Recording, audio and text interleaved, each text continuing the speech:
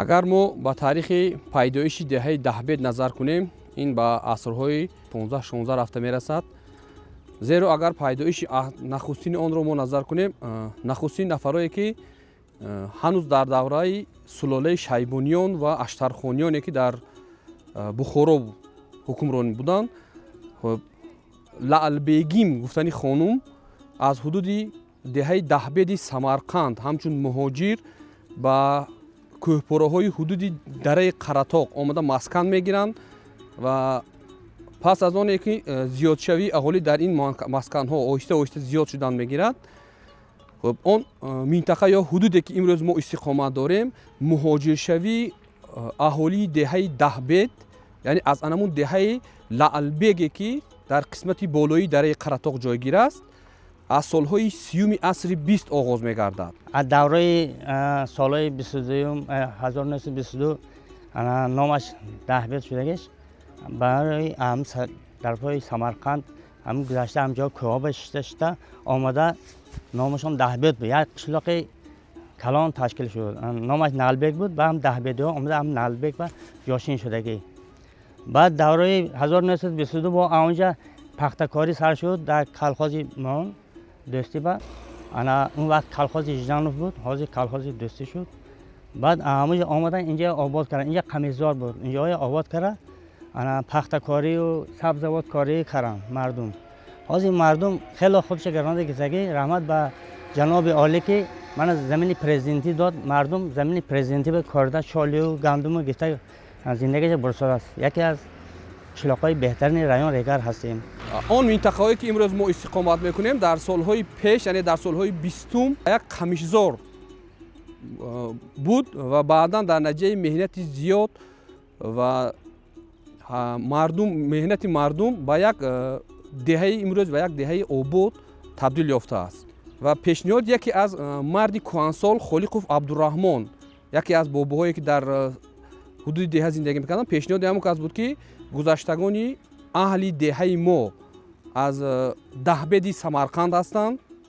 از همین سبب پیشنهاد همون کس رو مردم معقول دانست و با قرار مجلس وکیلان خلق شهر ترسونزاده از سال 2013 دهه کویبیشه به دهه دهبد تبدیل داده شد.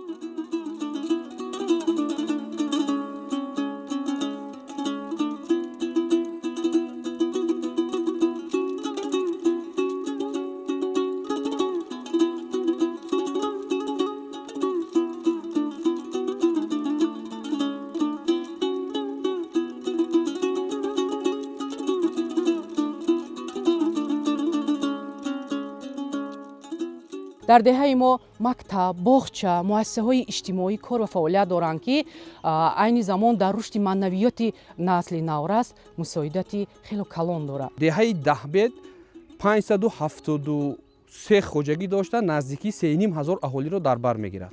زندگی مردم اصلا هم ساحه کشاورزی، هم چاروداری و هم صنعت.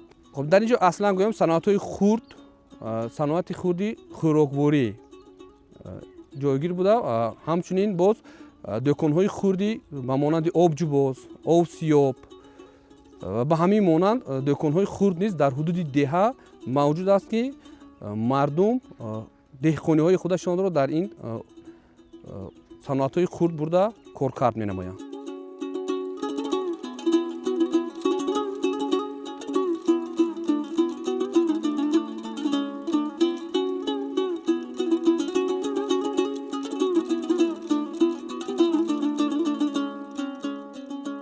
جماعت دهات قراتاق که از جماعت‌های کلانترین شهر ترسونزاده به حساب می‌رود، قریب 50,000 اهالی را در بر می‌گیرد و در حدود جماعت دهات قراتاق 24 دهه موجود است.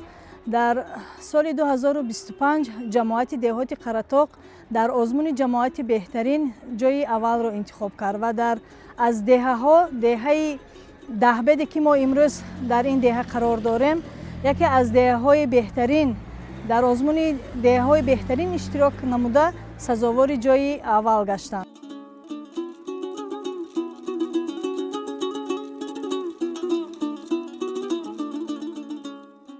در مسئله آبادی ва корҳои ободонӣ дар деҳа мо агар назар кунем, дар солҳои охир бо дастгирии сокинони сарбаланди деҳаи Даҳбед имрӯз як қатор корҳоро ба сомон расонидем.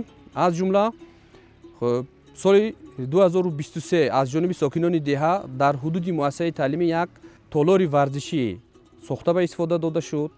ҳамчунин бо дастгирии ассотсиатсияи падару модарон дар муассисаи таълимӣ, муассисаи таълимӣ чӣ хеле ки шумо дида истодаед, пурра аз таъмири ҷорӣ бароварда шуд. ва дар баробари ин дар қисмати болоии деҳа барои пайваст намудани деҳаи Зарнисор бо деҳаи Даҳбед як пул, яъне кӯпруке барои мошингузар байни деҳаи Даҳбед ва деҳаи Зарнисор ки ҳамдигарро пайваст мекунад, аз ҷониби сокинони деҳаи Даҳбед сохта ба истифода дода шуд. ва ҳамчунин дар наздикии анамун пул як чоҳе ё худ чоҳе ба чуқурии 110 метр аз зери замин обро мардум барои як қисми аҳолии деҳа бароварданд ва имрӯз аҳолии деҳа пурра бо оби ошомидании зеризаминӣ пурра таъмин мебошад. ва дар баробари ин соли ҷорӣ аз ҷониби сокинони деҳа зиёда аз 3.5 километр роҳҳои ҳудуди деҳа ки роҳҳои асосиро ташкил медиҳад пурра мунфаш карда шуд. дар соли 2025 дар ҳудуди ҷамоати деҳоти Қаратоқ корҳои ободонӣ хеле вусъат гирифт. 15 километр роҳҳо асфалтпӯш гардиданд. 4 боғчаи кӯдакона ба истифода дода шуд. чанд синфхонаҳои иловагӣ дар назди муассисаҳо сохта ба истифода дода шуд.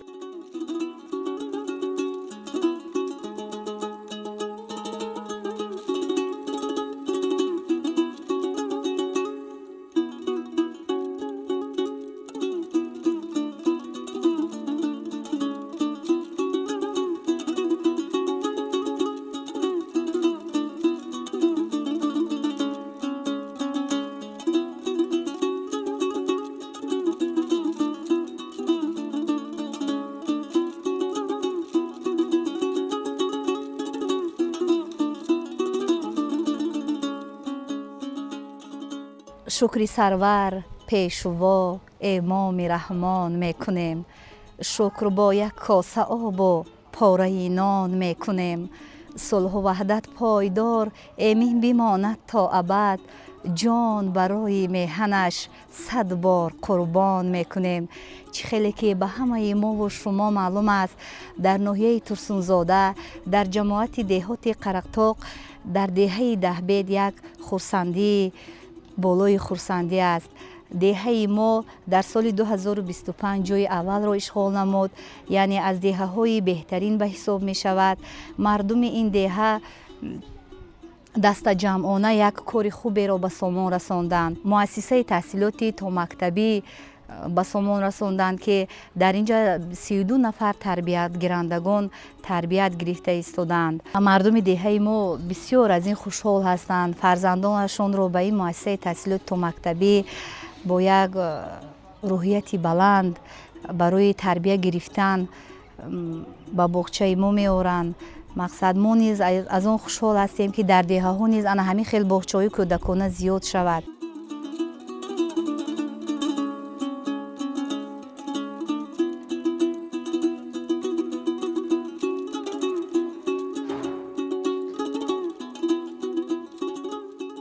мо дастовардҳои хонандаҳоро агар гап занем, шумораи хонандаҳое ки дар озмуну олимпиадаҳо иштирок мекунанд хеле ва хеле зиёд ҳастанд. махсусан соли ҷорӣ, яъне соли сипариша, дар соли таҳсили 2024-25 як нафар хонандаи муассисаи таълими мо дар даври ҷумҳуриявии олимпиадаи фанӣ аз фани асосҳои давлат ва ҳуқуқ сазовори ҷои сеюм гардида буд. ҳамчунин иштироки омӯзгорон ва хонандагони муассисаи мо дар озмунҳои илм, фурӯғи маърифат, фурӯғи субҳи доноӣ китоб аст, хуб бароҳ монда шудааст ва ҳатто то сатҳи ҷумҳурӣ рафта иштирок намуданд. ман соли 2025 дар номинатсияи овозхонии академияи озмуни ҷумҳурии Тоҷикистон ватани азиз ман иштирок карда аз даври якум ва дуюм бо ҷои намоён гузаштам ва дар даври ҷумҳуриявӣ ҷои ифтихорӣ гирифтам. در آزمون من سرودهای اکادمی میخوندم. بعد نام سرودی من خورشید جهانسوز و ثنای مهر بود.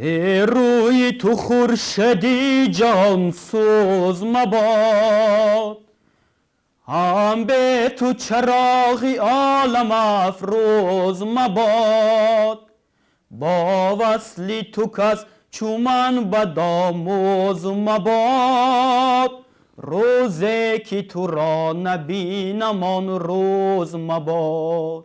از سال 2022 در مکتب موسیقی در نمینت اسباب‌های نفسی و ضربی میخوندم. بعدا استاد آوازخوانی اکادمی دولتزاده عزیز به مکتب به کار در آمدن. من در نزد آنها و آوازخوانی شروع کردم.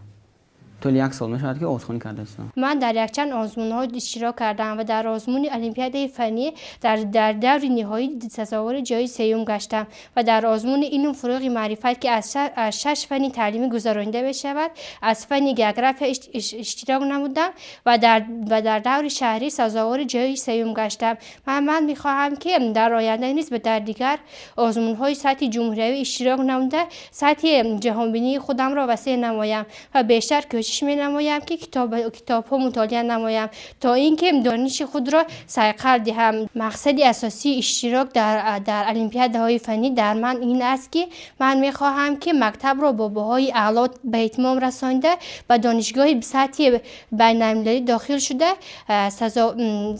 می خواهم که نام وطن خود را بلند بردارم. من شکرانه از این دولت آباد آسوده می کنم و شکرانه از پیشروی معظم ملت میکنم که به هر یک خاندان ما چنین دستاوردها را مهیا کردند. از جمله به دهه دهبید کتاب تاجیکان را همچون تحفه به ما هدیه کردند که من همچون یک اشتراکچی آزمون در آزمون تاریخ آینه ملت اشتراک کردم و از این کتاب تاجیکان استفاده کردم. من تصمیم گرفتم که این کتاب تاجیکان را تا آخر به انجام رسونم و در عائله من این کتاب تاجیکان را تنها نمیخونم. من با برادرم و خواهرانم این کتاب تاجیکان را میخونم.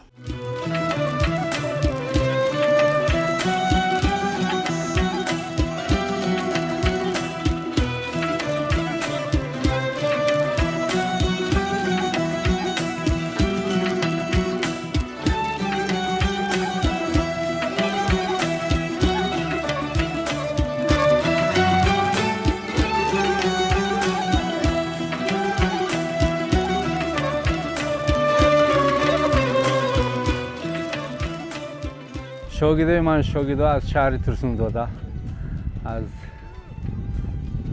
جماعت قرطاق دهه دهبید اوید با ورزش سبک.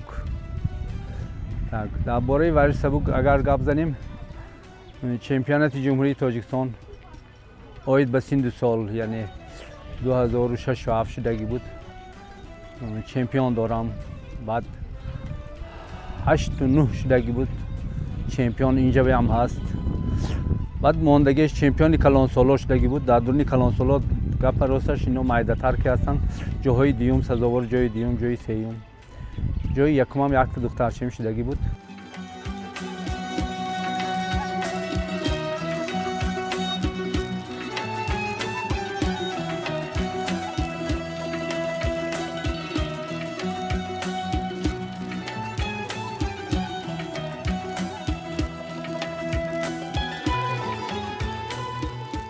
مسابقه جمهوری و یکتاش از مارچو ولایت سوق شده گذاشت.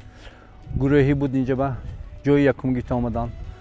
یکی دیگهش از بختر شدگی بود اینجا هم گروهی بود جای یکم گیت آمدن.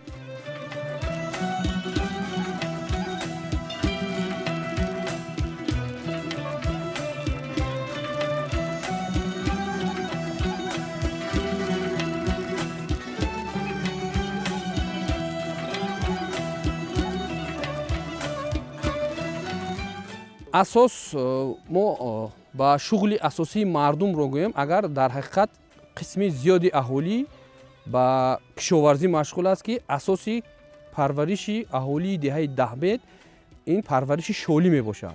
یعنی در کشتی تکراری بعد از جمع آوری نمودن غله‌دانگی ها با کشتی تکراری با شالی کاری مشغول می شوند که дар ҳудудҳои деҳа агар мо назар кунем, дар ҳамсоягии мо деҳаи имоми аъзам, деҳаи маданият 1, маданият 2 ҷойгир аст ва дар ҳамаи ҳамин деҳаҳо қариб 1 то ва 2 тоги обҷубозҳо ҳастанд, ки барои коркар кардани шолӣ ва ба биринҷ табдил додан хизмат мекунад ба аҳолӣ.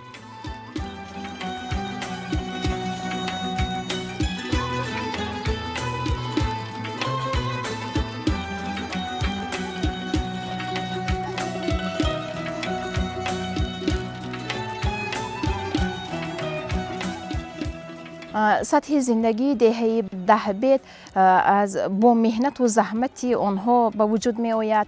یعنی در هر یک اویله دهه دهبید هر یک اویله رو از خوردی با مهنت تربیت می کنند و تمام ساکنان دهه دهبید از خوردی به مهنت مشغول هستند. از جمله در دهه ما شالیکاری خیلی رشد کرده است که شالیکاری زحمتی بسیار هم زحمتی بی اندازه رو میخواهد. دهه دهبید میتواند که در دیگر بازارها سهم خود را گذارد یا اینکه بازار استعمالی را تامین نماید.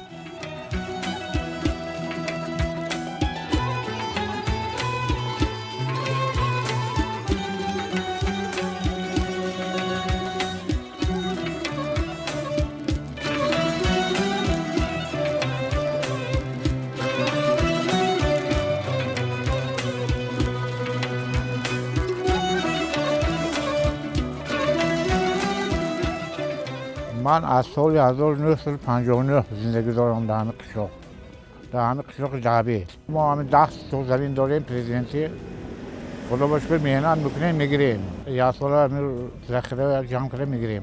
اینجا هم ماشون جواز و سیاه و ویدارن هم باش اینا از این بابرگاهشون. آب اگراتا همش 100% داریم. من اشخاصی خانه به خدا باشکر شلغم کردگی، ترک کردگی، گشنیش هست، سبزوات، هرچی چی داریم خانه به کردگی.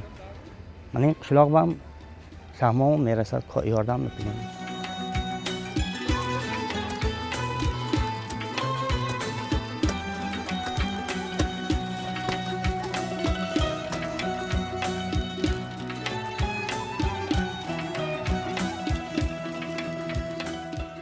کشتکاری کارتشکا پیاز بسیارتر میکاریم برای چی که آب با ما دسترس هست. از آبی دایرو میگیریم. خب ما در اینجا جویک‌های کارتشکا تیار کردیم. خب کارتشکا میشنانیم نصیب کرده باشد ماه مای تیار میشود. وقتی که کارتشکا را جمع کرده گفتیم در جایش با جوارهای تخمی یا برای علف برای چاروا کاریده میگیریم. خب اثر از ساعتی زمین اگر نغز مهنت کنید حاصل خوب میگیریم. خب اگر زمین به مهنت کنید زمین هم میخوروند هم میپیشوند هم چارو با خس و خاشاک میشد. دیگر ما هم فقط در همین زمین ها کوشش میکنیم که یک پارچه زمین 2-3 حاصل در یک سال رویانده گیریم.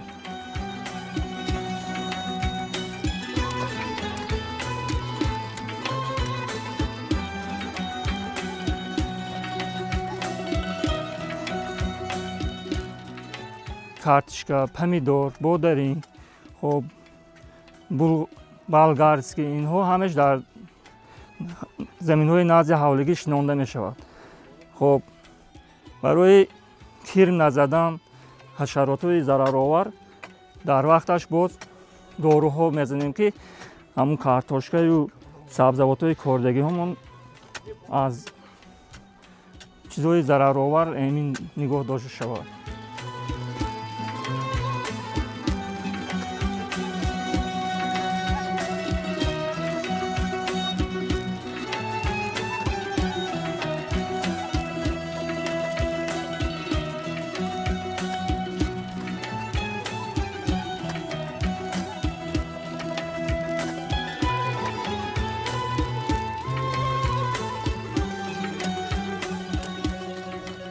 هر سال ما ماهای فیورال میشنوندیم. بازی که دیدیم آب و هوا نقص شده است این سال 10-15 روز بروقتر شنوندن کارتشکا رو آغاز کردیم. اگر برف بارد این برای برف باریدن ما کمتر خاک رو در بالاش زیادتر کشیدیم. اگر برای آدم خنک نمیزند برای هوا کمتر خاک رو در بالای کارتشکا بسیارتر кашида мондем.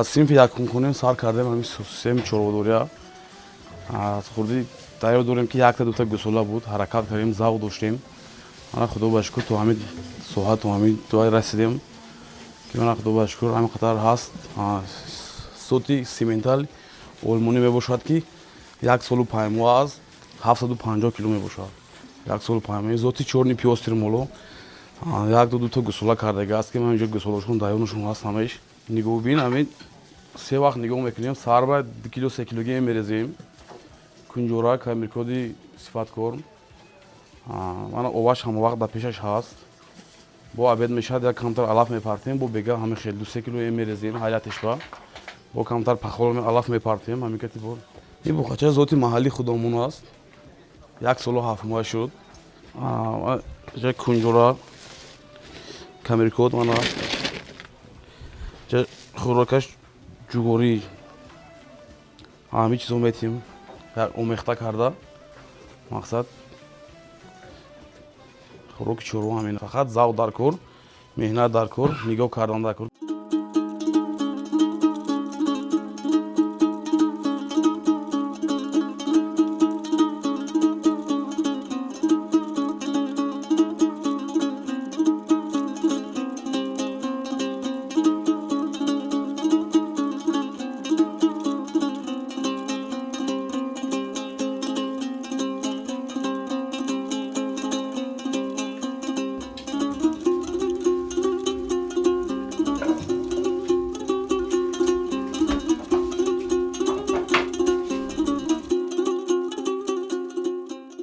در دهه دهبد ما نیز زنان هنرمند خیلی زیاد هستند و آنها یک چند نمودی نانها رو میپزند. امروز ما از فرصت استفاده برده نمودی پختنی نان چپاتی که در دهه ما بسیارتر نامدار است میپزیم. چپاتی در هر یک منطقه ها هر خیلی پخته می شود. مثلا در منطقه کولاب چپاتی رو بسیار تنوگ میکنن، لیکن در منطقه ما این رو نانی رسیده میگوییم. خمیرش رو خیلی سست شورانده و همین کمتر غلظتر کرده میگیرند. این نانهای رسیده خیلی وقت سخت نمیشوند. آنها همین خیلی ملایمی خودشون رو نگاه داشته خیلی در وقت خوردن هم خیلی بسیار بالعزت هستند. باز با بالای این ما قلمه میپزیم، در بالای دیدان ها در روغن قلمه ها میپزیم. فطیرهای قد میکنن زنهای دهه ما.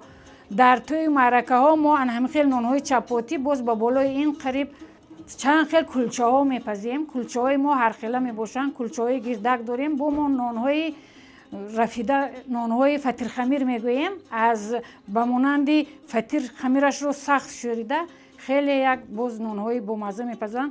خلاصه همین نان هست حیات هست و خواهش اون رو داشتم که همه وقت ما به قدر همین آبادی به قدر همین سیری پوری که در تاجیکستان ما هست رسیم و دایم شکرگزار آن باشیم که چنین حیاتی زیبا و آسایشته و چنین دولتی آرام و صاحب استقلال داریم.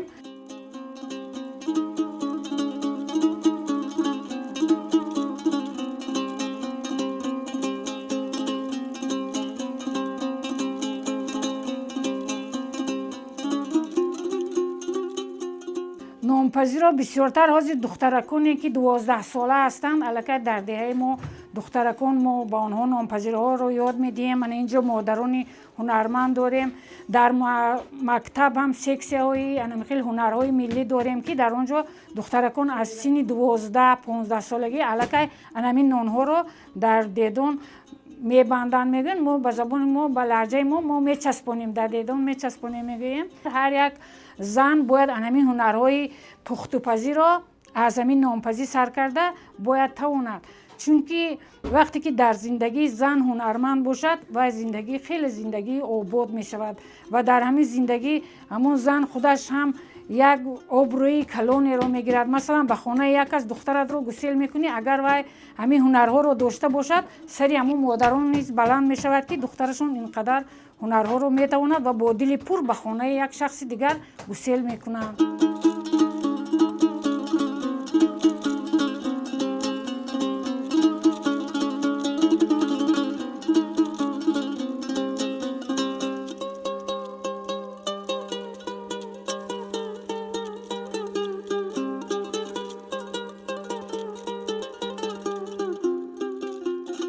برای تیار کردن آش بریده ما پیش از همه اول آب، نمک و ارد به ما لازم می شود. زواله می گیریم، زواله را گرفتم پس کمتر میمونیم دم میگیرد. بعد ما به تگ دیگ علو میکنیم، روغن انداخته پیاز و گوشت بریون میکنیم، آبش رو میانزیم و بعد از اون علفای مثلا گیریم شلخه، اسپناق، برگ لبلبو، هم خیلی چی رو ریزه کرده می انزیم. پس از پختن اونها بدرونش باز دانگی ها می انزیم، لوبیا، نخود. وای که جوشید بریون که کردیم آب انداختیم جوشید، بعد توپه رو می انزیم بدرونش. این چند نمودش هست بخی توپه. من خیلی بریدش هست، بای خیلی پهم می برن، توپه دستکش میگن.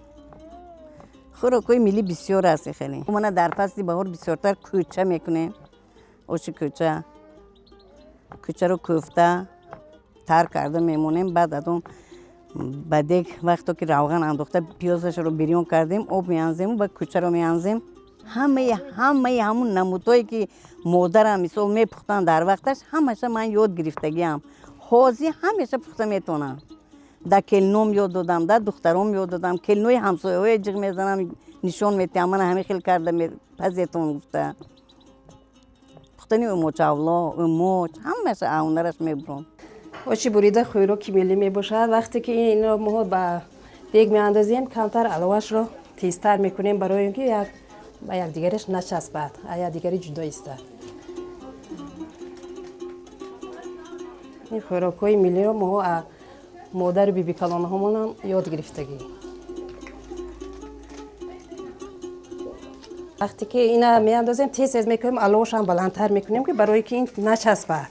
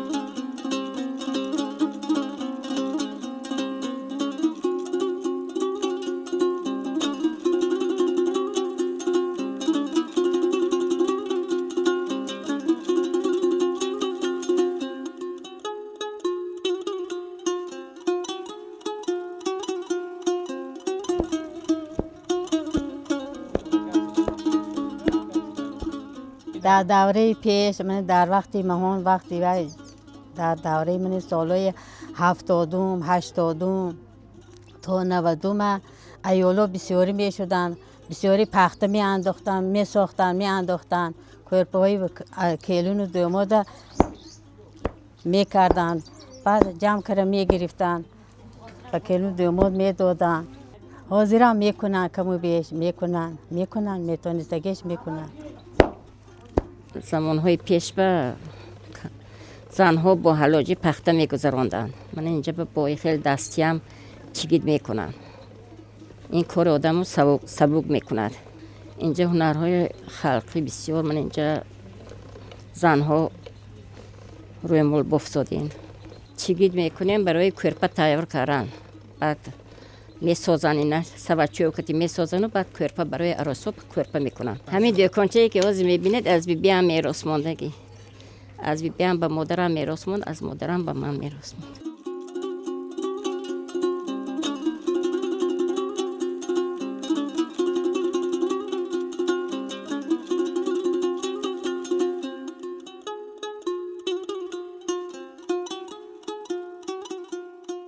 در حدود جماعت دهات قراتاق زنهای ما به هنرهای مردمی مشغول هستند و همه زنها امروز با دختران خود با کلینهای خود عموما در مکتبها در درسها هنرهای مردمی ما را صیقل میدهند و به جوانان امروزه نشان میدهند با اصول دهه به دهه مکتب به مکتب واخوری ها گذرانده می شود و در همین اصول دهه به دهه با تمام همین هنرهای مردمی که امروز در دهه 10 دیدید در دیگه دهه های هم نقشه بندی کرده شده است و مقصدی هنرهای مردمی از بین رفتن همین چاره‌بینی رو گذرانده ایستاده ایم و در آینده نیز در سال 2026 نیز ما بسیار کارهای آبادانی رو به نقشه گرفتیم و این سال نیز کوشش میکنیم که از پارسال دیده زیادتر کار و فعالیت نموده